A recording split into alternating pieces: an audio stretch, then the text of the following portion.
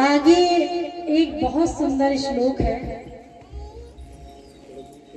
सवै पुंसां परो धर्मो यतो भक्तिरधोक्षजे अहैतुक्य प्रतिहता ययात्मा संप्रसीदति। सवै पुंसां परो धर्मो, जितने भी कर्म धर्म नियम हैं सबका एक ही धर्म है कि अधोक्षज। अधोक्षज का मतलब होता है तस्मात् परम ना परम अस्ति किंचित, जिससे परे कुछ भी ना हो। जैसे प्रत्येक वस्तु का कारण होता है, पृथ्वी का कारण जल, जल का तेज, तेज का वायु, वायु का आकाश, आकाश का पंचतन मात्रा, पंचतन मात्रा का अहंकार, अहंकार का महान, महान का प्रकृति और प्रकृति के भगवान, और भगवान का कारण कुछ नहीं।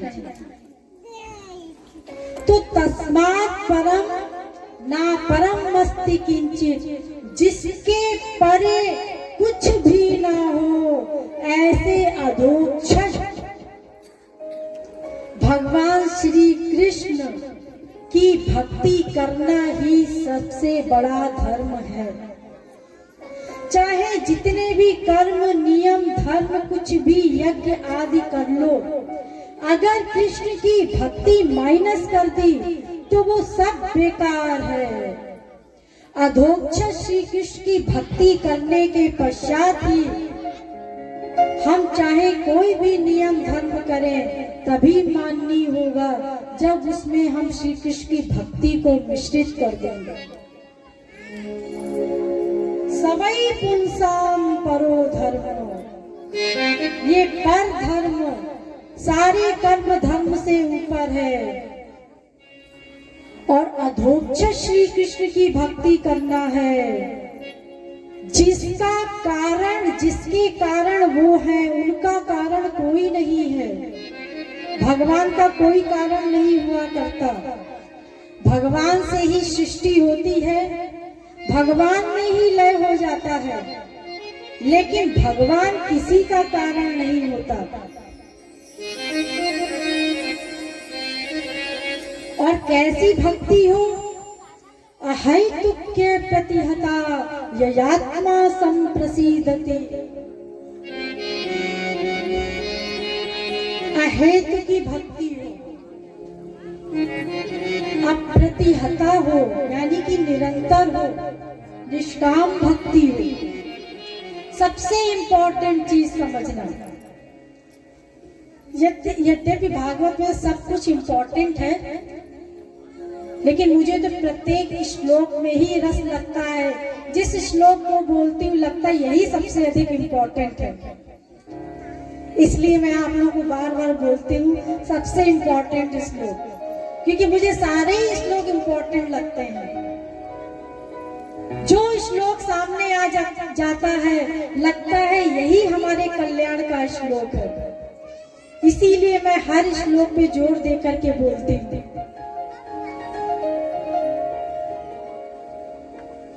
तो कैसी भक्ति होनी चाहिए? धर्म सुनिष्ठतः पुंसा वीक्षसेन कथासु यः नोत्पादेत यदि रतिम श्रमेवहि केवलम। कर्म धर्म नियम सब भगवान से संबंधित हो। अगर हमने कोई भी कर्म धर्म नियम किया भगवान को छोड़ करके, तो वो हमारा कर्म धर्म त्याज्य हो जाएगा, भगवान की भक्ति नहीं मिलेगी। वो हमें स्वर्ग भी अगर पाना है तो वो कर्म धर्म के साथ हमें भगवान की भक्ति प्लस करनी पड़ेगी। वो अधोक्षज श्री कृष्ण की भक्ति करनी ही पड़ेगी, उनकी भक्ति के बिना काम नहीं चलेगा। आप लोगों ने सुना ही होगा, जप तप नियम योग निज धर्मा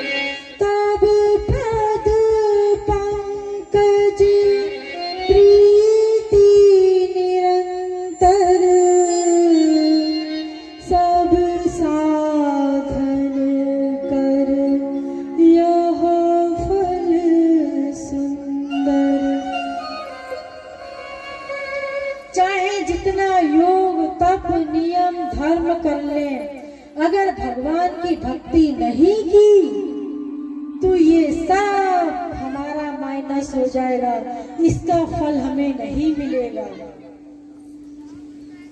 केवल श्री कृष्ण की भक्ति अगर हम कर लेंगे तो हम जितने भी कर्म धर्म है सबका फल मिल जाएगा।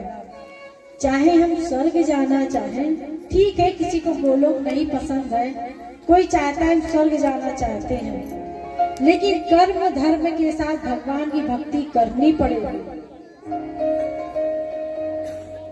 अगर भगवान की भक्ति का हम त्याग कर देंगे तो हमें उसका कोई फल नहीं मिलेगा। व्रत उपवास कुछ भी कर ले, आजकल तो आप लोग व्रत रहते हैं, तो व्रत रहने से पहले तो चिंता हो जाती है खाने पीने की। कल हमारा व्रत है, हम खाएंगे क्या? कोई कहता कूटू का आटा खाएंगे,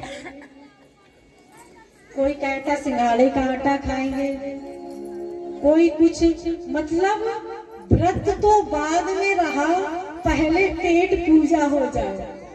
अरे व्रत किस लिए रह रहे हैं? व्रत का मतलब क्या है? व्रत का मतलब है उपासना, और उपासना का अर्थ है उप प्लस आसन, भगवान के पास जाना, भगवान के पास पहुंचना। क्या आप लोग जब व्रत उपवास करते हैं तो कितनी देर आप बैठ करके भगवान का चिंतन किया करते हैं? कितनी देर आप लोग उपासना करते हैं? व्रत रखने से पहले खाने पीने की चिंता हो जाती है, 15 दिन पहले ही एकादशी की चिंता हो जाती है, अरे हमारा एकादशी का व्रत है, उस दिन हमें क्या खाना पीना है। अरे व्रत तो मन से रखना है, ठीक है, शरीर के लिए थोड़ा खाना पीना हल्का कर देना चाहिए, तो व्रत में तो रोज की अपेक्षा ज्यादा खाते हैं। वैसे तो सादा भोजन कर लेंगे, चलो दाल रोटी में पेट भर जाएगा, लेकिन व्रत में सब तला भुना खाएंगे और इतना हैवी कर लेंगे कि आराम से सोएंगे। मतलब कि भगवान की आराधना की जगह बिल्कुल स्वप्न में भगवान की आराधना होती रहती है। सोचिए क्या कर रहे हैं। ऐसा व्रत, यानी हम लोग व्रत किस चीज का कर रहे हैं? वही शरीर का सुख पाने के लिए, कि अच्छा है व्रत में अच्छा अच्छा खाने को मिलेगा, लोग भी कहेंगे अरे भाई इनका व्रत है खा लेने दो, हम लोग तो रोटी दाल में ही खुश हो जाते हैं। तो व्रत का मतलब ये इसलिए व्रत है कि केवल पेट हल्का रहे, हम लोग निरंतर खाते रहते हैं, पेट की मशीन चलाते रहते हैं, तो व्रत का मतलब है कुछ नहीं खाना। एक दिन हफ्ते में 2 दिन कुछ ना खाओ तो पेट हल्का रहेगा, पाचन क्रिया ठीक रहेगी। व्रत केवल इसलिए होता है भगवान की आराधना के लिए। ये व्रत काम नहीं देगा, केवल मन में ये व्रत लेना है कि हम निरंतर भगवान की ही भक्ति करेंगे, तब वास्तविक व्रत का फल मिलेगा। ये व्रत लेना है। आरती पूजा की, अगरबत्ती घुमाई, हो गया व्रत। तो सवई पुंसाम परो धर्मो यतो भक्ति रथोक्षजे। श्री कृष्ण की भक्ति में जितना अधिक मन लगेगा, जितना उनके पास जाएंगे, उतना ही हमारा कल्याण होगा, वही हमारा वास्तविक व्रत होगा। ये खाना पीना, ये कूटू का आटा और सिंघाड़े का आटा और क्या क्या खाते हैं, मुझे नहीं पता आप लोग क्या क्या नाम लेते हैं, इसलिए मुझे पता है, लेकिन बड़ा तरह तरह का। अरे फ्रूट्स खा लो, केवल फल खा के व्रत ले रहे हैं लोग। एकादशी में इतना खाएंगे कि रात को सो जाएंगे, आराम से पूरा दिन सोते रहेंगे, जबकि एकादशी के व्रत का नियम है कि जो लोग एकादशी का व्रत रखते हैं, श्री कृष्ण के लिए होती है एकादशी का व्रत, तो जो लोग एकादशी का व्रत रखते हैं उनको पूरे दिन निराहार रह करके और पूरी रात संकीर्तन करना चाहिए। बैठ करके संकीर्तन करना चाहिए। क्या कोई भी एकादशी रहने वाला रात भर जाग करके कीर्तन करता है?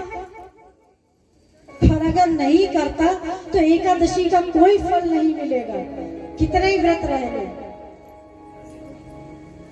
तो इन सब चीजों से नहीं मिले करते भगवान। भगवान तो भीतर की भक्ति से मिलते हैं।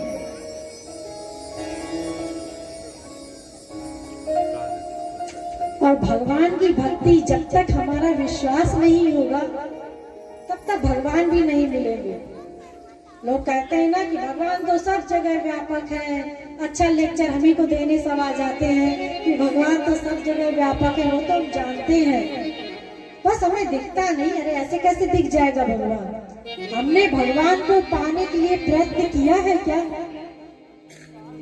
देखो एक कथा मुझे स्मरण हो रही है, मैं आप लोगों को सुना दे रही हूँ। एक 8 साल का बालक, एक पंडित जी एक मंदिर में पूजा पाठ किया करते थे। उसमें सभी भगवान थे, शंकर जी, राम दरबार, राधा कृष्ण, हनुमान जी, गणेश जी, शिव परिवार, सब कुछ था। सारे भगवान रखे हुए थे, रोज भोग लगाते थे, पूजा आरती करते थे। एक बार 1 महीने के लिए उनको अपने यजमान के यहाँ जाना पड़ गया।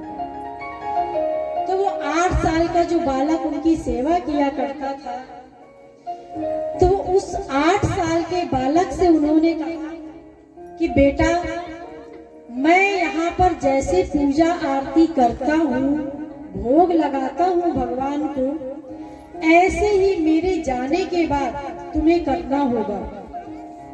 मुझे 1 महीने के लिए यजमान के यहाँ जाना है, तो तुम भोग लगा करके ही भगवान को खाना। पहले भगवान को भोग लगाना, उसके बाद खुद खाना, भोजन को खुद ग्रहण करना।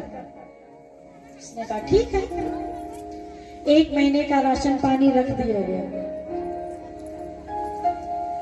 पंडित जी चले गए। अब वो बच्चा छोटा सा भोला भाला, जैसे पंडित जी रोज पूजा पाठ करते थे, पूजा पाठ किया, जैसा तैसा उल्टा सीधा बेचारे ने खाना बनाया और सभी भगवान के सामने थाली में सजा करके रख दिया। और जब रख दिया, अब भगवान से कहते खाओ। उसको तो यही पता है कि भगवान खाते हैं। भोले बच्चे हैं ना, भोले बच्चों को यही लगता है। हम जो निकृष्ट होते हैं ना, दिखाया भगवान को थाली, उसके बाद गपसप खाने लगे। कभी देखते भी नहीं कि भगवान ने इसमें से खाया कि नहीं खाया। और ये फील भी नहीं करते कि इतने पापी हैं कि हमारा भगवान ने भोजन भी ग्रहण नहीं किया। अब उस बच्चे ने सब भगवान के सामने भोजन रखा। अब कोई भगवान हो तो खाए, वो तो पत्थर की मूर्ति।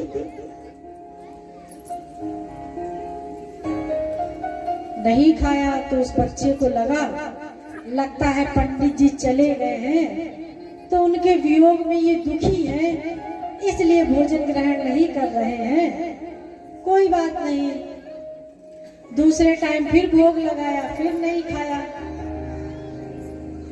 तो उस बालक ने भगवान से कहा, अब दुखी मत हो, 1 महीने तक कब तक भूखे रहोगे? पंडित जी जब आ जाएंगे तो तुम्हें भोग लगाएंगे, अभी तो हमारे हाथ से भोग ग्रहण कर लो। तो कौन खाएगा भोजन? 1 दिन हुआ, 2 दिन हुआ, 3 दिन हुआ, ऐसे ही 7 दिवस बीत गए। 7 दिन बीत गए। उस बालक को चक्कर आने लगा, छोटा सा बालक। जब उसको चक्कर आने लगा, उसने भोग लगाया, बनाया और ले जाकर के सब भगवान के पास रखा। उसको इतना गुस्सा आया, लाठी लेकर के खड़ा हो गया और लाठी को उठाया और बेचारे शंकर जी सामने ही थे। कहता, खाते हो कि जड़ दूं? शंकर जी निकल के जल्दी जल्दी खाने लगे तो सारे भगवान डर गए, वो भी निकल के जल्दी जल्दी भोजन को खाने लगे। अब भोजन समाप्त, अब तो बच्चा बड़ा खुश, खाने लगे, इनका वियोग दूर हो गया। उसको तरकीब समझ में आ गई, डंडा लेना है और खाना खिलाना है। अब रोज भोग लगाने लगा, तो भगवान ने कहा अरे छोटा बच्चा है, इसके लिए भी छोड़ दिया करो, बेचारा छोटा सा है, उसके लिए भी छोड़ देते थे। अब रोज भोग लगाने लगे तो 1 महीने का राशन 8 दिन में ही समाप्त हो गया। अब जहां हनुमान जी खाएंगे वहां तो कमी पड़ी जाएगी। अब वो बालक पड़ोस से उधार लेकर के राशन आ गया कि पंडित जी आएंगे तो पैसा देंगे, अभी हमें राशन दे दो। अब रोज भगवान को खिलाने लगा। 1 महीने बाद जब पंडित जी आए तो पंडित जी ने कहा कि तुम रोज नित्य आरती पूजा करते थे। जी पंडित जी बिल्कुल। और भोग लगा के खाते थे, ऐसे तो नहीं खा जाते थे भोजन को? जी बिल्कुल, भोग लगा के खाते थे। ओ भैया आपके भगवान तो बहुत भूखे हैं, सारा राशन खत्म हो गया, पूरा राशन खा गए, हमें बाहर से उधार लेकर के आना पड़ा है। पंडित जी ने कहा क्या बकवास कर रहा है, भगवान ने सारा राशन खा लिया, जरूर ये कहीं बेच करके आया होगा। तो उन्होंने कहा नहीं महाराज, हम रोज भोग लगाते थे, भगवान भोजन करते थे। अच्छा बड़ा आया, मैं तो इतने वर्षों से भोग लगाते लगाते बूढ़ा हो गया, और तू जरा सा छोकरा आया, भगवान तेरा भोजन खाते थे। ठीक है तुम मुझे खिला करके दिखाओ। ठीक है, उसने वैसे ही भोजन बनाया, पंडित जी से कहा कि छुप करके खड़े हो जाओ, और वो डंडा लेकर के खड़ा हो गया। भोजन को भोग लगाया, डंडा लेकर के खड़ा हो गया। अब रोज की तरह भगवान तो खाने लगे। पंडित जी ने देखा कि भोजन थाली से उठ करके मूर्ति के मुख तक तो जा रहा है, लेकिन वहां से गायब हो जाता है। पंडित जी को भगवान के दर्शन नहीं हुए। और जैसे ही पंडित जी ने ये देखा, उस बालक के चरण पकड़ लिए कि तूने तो इतने कम समय में भगवान को प्रकट कर लिया, मेरे को इतना वर्ष हो गया भोजन कराते कराते, क्योंकि विश्वास नहीं था इसलिए भगवान भोजन नहीं करते थे। जिस दिन हमें ये विश्वास हो जाएगा कि हम भोग लगाते हैं और भगवान खाते हैं, तो फिर भगवान को भी आना पड़ेगा, आएंगे, वो भोजन करेंगे। उसके लिए वेद शास्त्र को रटने की आवश्यकता नहीं है। ये धन्ना जाट करमेती बाई, ये सब जितने भी संत हुए सब अनपढ़ थे, अंगूठा छाप थे, केवल भगवान की भक्ति करके भगवान को प्रकट कर लिया, भगवत प्राप्ति कर ली। तो सवई पुंसाम परो धर्मो यतो भक्ति रथोक्षजे, अहैतुक प्रतिहता, अहेतु की भक्ति हो और अप्रतिहता निरंतर भक्ति हो। निरंतर भक्ति का मतलब लगातार भक्ति हो, ऐसा नहीं कि 23 घंटे 59 मिनट तो भगवान की भक्ति की और 1 सेकेंड 1 मिनट संसार की भक्ति कर ली। जैसे कई वर्षों का गंदा कपड़ा, उसको हमने खूब साबुन लगाया, खूब रगड़ा धोया, साफ किया, साफ करने के बाद में फिर गंदगी में डुबो दिया, तो फिर कपड़ा मैला हो जाएगा, फिर उसको धो रगड़ो साफ करो। ऐसे ही अगर हमने 23 घंटे भगवान में मन लगाया और 1 घंटे हमने संसार को मन दे दिया, तो मन तो गंदा हो गया। ऐसा नहीं है कि किया हुआ व्यर्थ जाएगा, लेकिन मन जल्दी शुद्ध नहीं होगा। ऐसे तो हमारा मन बार बार अशुद्ध होता रहेगा। तो अप्रतिहता भक्ति हो, निरंतर भक्ति हो, और अहेतु की भक्ति हो, यानी कि निष्काम भक्ति हो, अपनी कामना ना हो। जहां हमने अपनी कामना बनाई, हमारी भक्ति समाप्त हो जाएगी। निष्काम भक्ति हो, क्योंकि ये जो कामना हम बनाते हैं, ये जितनी कामना बनाएंगे ये कभी समाप्त नहीं हो सकती। यदा सर्वे प्रमुच्यन्ते कामा ये निर्दिष्टताः अथ मर्तो मर्तो भवत्यत्र ब्रह्म समुस्मृते। अगर इन कामनाओं का कोई त्याग कर दे तो वो स्वयं ब्रह्म बन जाए, भगवान बन जाए। यानी कि जब कोई भगवत प्राप्ति कर लेता है तो जानत तुम ही हो जाए, वो स्वयं भगवान बन जाता है। उस महापुरुष की सारी कामनाएं समाप्त हो जाती हैं। ये कामनाएं कभी समाप्त नहीं होंगी। जितनी हम कामनाएं बनाएंगे, जितनी पूरी होती जाएंगी कामनाएं, उतना ही कामनाएं हमारी बढ़ती जाएंगी। न जातु कामः कामानां मुपभोगे शाम्यति हविषा कृष्ण वर्तमेव भूय एवाभिवर्धते। अग्नि में घी डालो तो अग्नि बुझती नहीं है और प्रज्वलित होकर के प्रकट होती है और ऊपर की ओर बढ़ जाती है। आग बुझती है पानी से, घी से आग नहीं बुझती। हम चूने के पानी को मत रहे हैं और मक्खन निकालना चाहते हैं।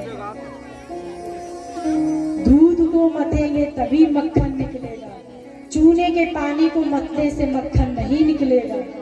ये संसार में जो सुख ढूंढते हैं, सांसारिक कामनाएं बनाते हैं, इससे हमें आनंद नहीं मिलेगा।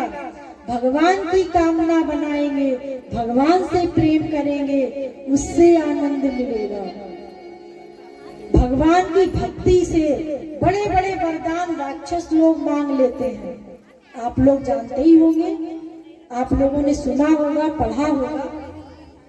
देखिए, एक भस्मासुर था, पार्वती जी पे बड़ा आसक्त था और शंकर जी की भक्ति की। ध्यान दीजिए, शंकर जी की भक्ति करके भस्मासुर ने वरदान मांगा। उन्होंने कहा, शंकर जी तो बड़े बलवान हैं, इनसे हम लड़ तो सकते नहीं, इन्हीं की भक्ति करके इन्हीं को मूर्ख बना देते हैं। शंकर जी की भक्ति किया और भक्ति करने के पश्चात शंकर जी से वरदान मांगा। क्या वरदान मांगा? कि जिसके सिर पर मैं हाथ रखूं वो भस्म हो जाए। अब शंकर जी हमारे बेचारे भोले वाले, सीधे साधे भोलेनाथ, तो शंकर जी ने वरदान दे दिया। ठीक है, जैसे तुमने वरदान मांगा तुम्हारी कामना पूरी हुई। अब वो भस्मासुर जो राक्षस था, उसने कहा कि हम कैसे समझे कि तुम सही बोल रहे हो, सबसे पहले तो हम तुम्हारे ऊपर हाथ रखेंगे। शंकर जी ने कहा, ये क्या कर रहा है? शंकर जी भागे त्रैलोक्य में और भागते भागते भागते भागते गए श्री कृष्ण के पास। अरे देखो, ये भस्मासुर हमारे पीछे पड़ गया है। भगवान ने कहा, क्या हुआ? बोले, अरे ऐसा ऐसा उसने वरदान मांगा और हमने दे दिया। तो भगवान कृष्ण ने कहा कि तुम तो पूरे भोलेनाथ हो, भोले ही रहोगे। अरे ऐसा वरदान ही क्यों दिया जिसमें अपने ऊपर आ जाए? उन्होंने कहा, ठीक है, मैं देखता हूँ। पीछे पीछे वो राक्षस भी आ गया, भगवान के पास पहुंचा, प्रणाम किया, भगवान से कहा कि देखो प्रभु, इन्होंने हमें वरदान दिया, वरदान देकर के मुकर रहे हैं। हम इनके सिर पर हाथ रख के देखना चाहते हैं कि इन्होंने वरदान सही दिया है कि नहीं। इन्होंने वरदान दिया कि मैं जिसके सिर पर हाथ रखूं वो भस्म हो जाए। तो भगवान कृष्ण ने कहा, तुम इनके चक्कर में पड़ गए? ये तो भांग धतूरा खाते हैं, अपना भस्म लपेटे रहते हैं, उसी में ही रहते हैं। तुमने कैसे कैसे विश्वास कर लिया। भगवान ने उसके हृदय में बैठ करके उसकी बुद्धि को घुमा दिया। भगवान ने मोहिनी रूप बनाया और मोहिनी रूप बना करके वो राक्षस भगवान के मोहिनी रूप में आसक्त हो गया। और जब वो आसक्त हो गया तो जैसे ही भगवान नृत्य करने लगे वो भी नृत्य करने लगा। और भगवान ने जैसे ही अपने सिर पे हाथ रखा उसने भी अपने सिर पे हाथ रखा और तत्काल भस्म हो गया वो।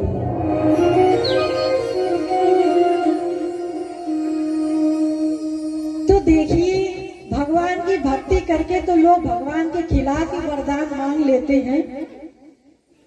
हिरण्यकश्यप ने भी कितनी बुद्धि लगाई वरदान लेने के लिए। तो भक्ति से सब मिल जाएगा, लेकिन भक्ति करनी पड़ेगी, चाहे स्वर्ग हो और अगर नरक आप चाहते हैं तो ठीक है, वेद शास्त्रों की बात मत मानिए। आप लोग को 84 लाख घूमने में आनंद मिल रहा है, घूमते रहिए, कोई जबरदस्ती नहीं है। लेकिन अगर आप स्वर्ग जाना चाहते हैं, मृत्यु लोक आना चाहते हैं, जो कुछ भी चाहते हैं सब भक्ति से मिल जाएगा।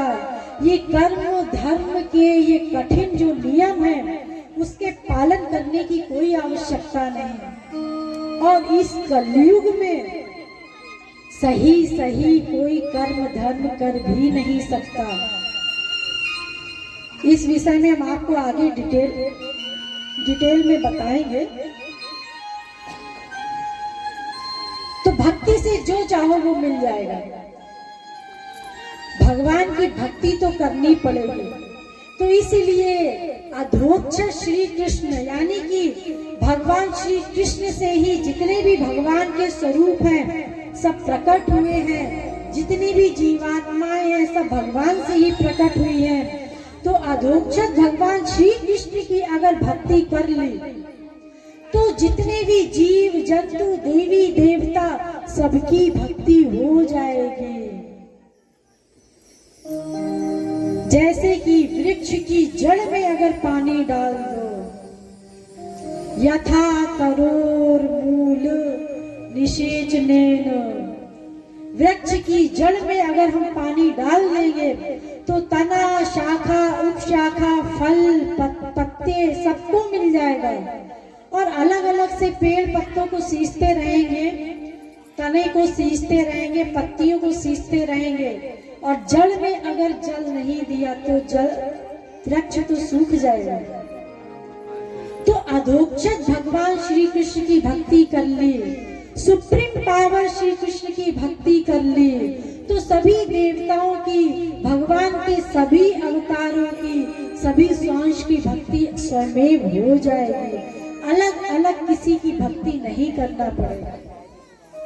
तो इसीलिए कहा गया है सवै पुंसाम परो धर्मो यतो भक्ति रधोक्षजे अहैतुक्य प्रतिहता ययात्मा संप्रसीदति। कौन सी भक्ति करनी है? जिसमें आत्मा का आनंद मिले। ययात्मा संप्रसीदति, आत्मा वाला आनंद चाहिए हमें, शरीर वाला आनंद नहीं चाहिए। एक रसगुल्ला खाया, थोड़ी तृप्ति हुई, दूसरा खाया, अधिक तृप्ति हुई, तीसरे चौथे पांचवें छठे में नहीं चाहिए, फिर कुछ समय बाद रसगुल्ला मांगेंगे। लेकिन जिससे तृप्ति सदा को हो जाए, ये आत्मा सदा को तृप्त हो जाए, वो आनंद चाहिए। यो वै भूमा तत्सुखम, यानी कि जिसके मिलने के बाद कभी भी दुख हावी ना हो, कभी भी हमें दुख ना मिले, वो आनंद चाहिए, वो आत्मा वाला आनंद चाहिए। क्योंकि अभी तक हमने शरीर का आनंद चाहा है, इसलिए अभी तक हमारी तृप्ति नहीं हुई है, हमारी कामनाएं बढ़ती चली जा रही हैं। लेकिन जिस दिन हमें आत्मा वाला आनंद मिल जाएगा, उस दिन बिल्कुल आत्मा कह देगी बस अब हमें कुछ नहीं चाहिए, हमें मेरी चीज मिल गई।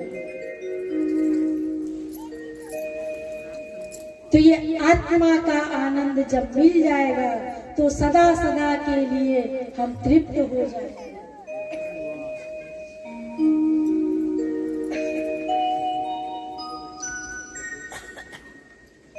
ये एक श्लोक की मैंने आपको व्याख्या की, इतना इम्पोर्टेंट श्लोक है। तो हमें आत्मा का कल्याण करना है, शरीर का कल्याण तो अपने आप ही हो जाएगा। अरे मरने के बाद तो ये शरीर छूटेगा ही, लेकिन आत्मा तो हमारी सदा रहेगी। अनंत काल के लिए, हम अनंत समय के लिए निरंतर आनंदमय हो जाएंगे।